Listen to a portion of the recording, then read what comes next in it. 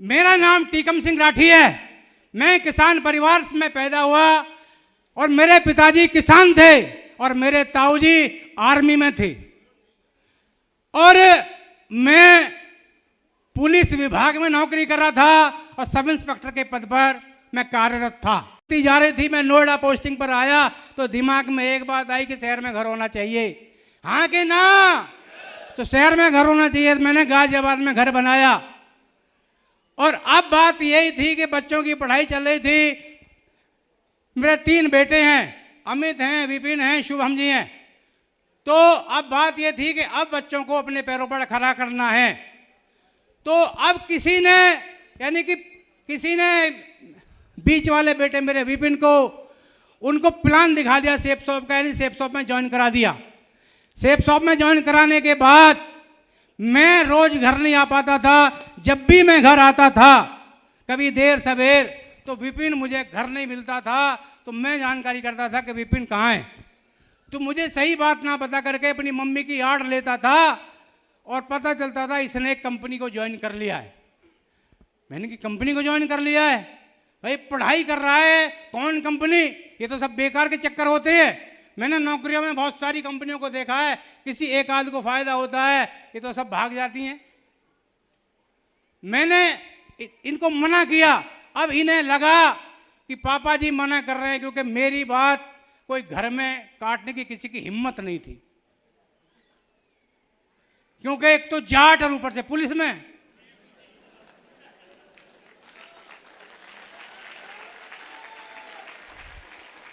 तो अब इन्होंने प्लानिंग बनाई कि अब क्या किया जाए।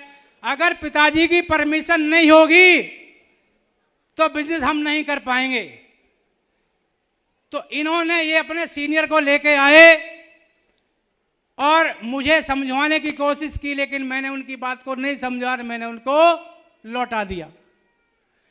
अब फिर ये उनके भी सीनियर महागुरु जी देवेंद्र राघव सर आए और उन्होंने समझाने की कोशिश की।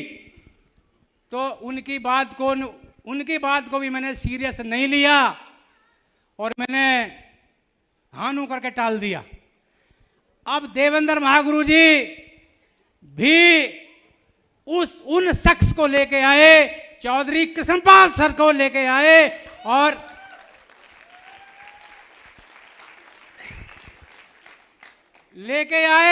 उनकी बात पे भी मैंने ज़्यादा गंभीरता से नहीं, उनकी बात को भी गंभीरता से मैंने नहीं लिया। लेकिन बात ये थी, चौधरी सर की डायमंडशिप होने वाली थी।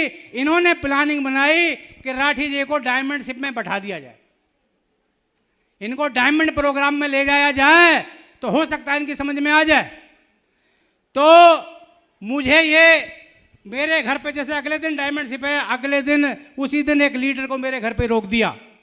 अब इनको साथ लेके आना है। मैं आसानी से मीटिंग में जाने वाला नहीं था, लेकिन मैंने एक चीज बोली कि अगर मैं प्रोग्राम देखने के बाद भी आपकी कंपनी को अच्छा नहीं बताऊं तो? उन्होंने कहा कि एक बार देख लो आप, अगर ये इतना जिद कर रहे हैं तो मीटिंग में एक बार देख लेता हूं, और मना तो मुझे करना ही करना है, तो ये रोज का है झंझट खत्म हो जाएगा।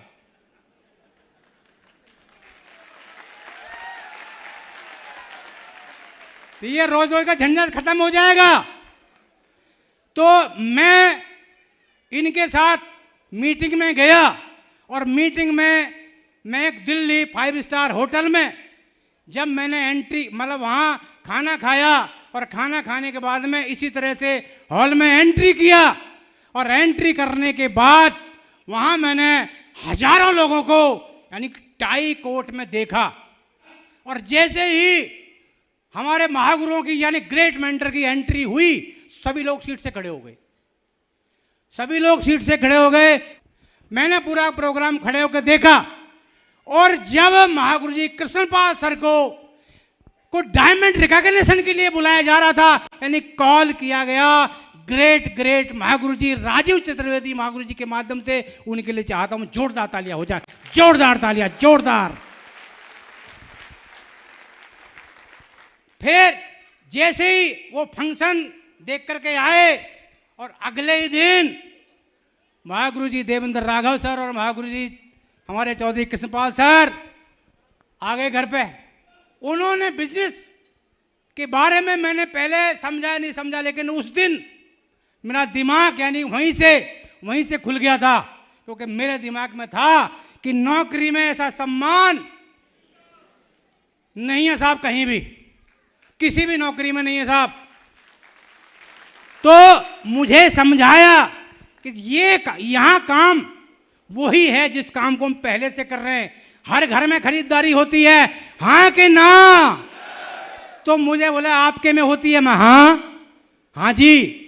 तो बोले बस यही करना है, अब तक आप जहाँ से भी ले रहे थे अब सेफ शॉप से लेना है। मैं कहा बिल्कुल ले लेंगे। मुझे एक बात बताई, उन्होंने कहा कि आप अगर विपिन जी को सपोर्ट करते हैं तो इस बिजनेस में आप दोनों बाप बेटा एक साथ डायमंड का सम्मान ले सकते हैं। ये बोला जब उन्होंने, मेरे दिमाग में बात बिल्कुल सेट थी कि मैं यही तो चाह रहा था कि मैं अपने बच्चों को पैरों पे खड़ा करूं और इतना बड़ा अगर सम्मान मिले तो इससे बड़ी बात क्या हो सकती है, हाँ कि ना? तो वहीं से फिर मैंने ये सर से वादा किया, अगर मेरे सहयोग से आसानी से यहां से डायमंड विपिन बन सकता है तो सर मैं आपसे वादा करता हूं कि आज से ही मैं विपिन जी के साथ हूं। अगर वो डायमंड यहां से बन सकता है, मैंने अपने आज से ही साथ हूं, वादा कर लिया मैंने, वादा कर लिया। और यहीं से मेरी सेफ शॉप कैरियर यानी सेफ शॉप बिजनेस के कैरियर में मेरी शुरुआत हुई, यहीं से शुरुआत हुई मेरी बिजनेस में। और आगे अब बिजनेस में शुरुआत तो हो गई, अब मैं जब बिजनेस का प्लान, सेफ शॉप बिजनेस का प्लान लेकर के मैदान में यानी लोगों के बीच में गया तो ये बिजनेस मेरे नेचर के बिल्कुल अलग था। ये बिजनेस मेरे नेचर के बिल्कुल अलग था, क्योंकि यहां जो भाषा बोली जाती है वो सर जी की बोली जाती है और पुलिस की भाषा जैसी बोली जाती है, आप सभी जानते होंगे।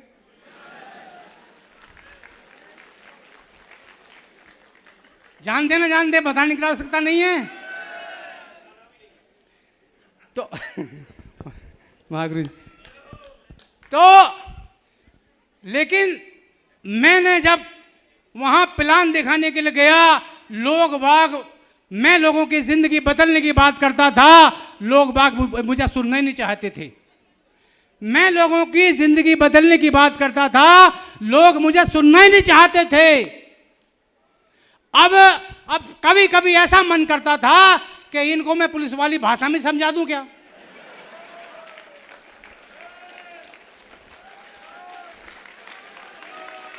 Thank you sir, thank you. कि गुरुजी ने ये बताया कि सिस्टम, यहां सिस्टम है और सिस्टम में ड्रेस कोड सबसे जरूरी है। यानी सिस्टम को फॉलो करते हैं तो आपके साथ टीम बनना स्टार्ट हो जाएगी।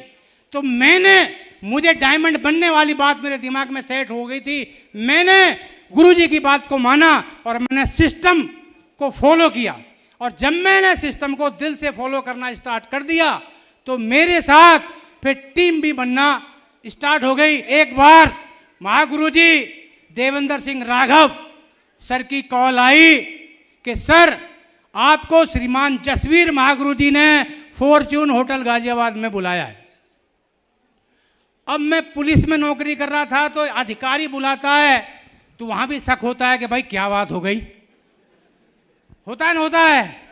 पुलिस वाले तो बिल्कुल पक्का जानते होंगे कि अधिकारी ने बुलाया है तो भैंसो कोई ना कोई लफड़ा है। तो अब यहां कहा कि महागुरुजी ने आपको पर्सनली बुलाया है।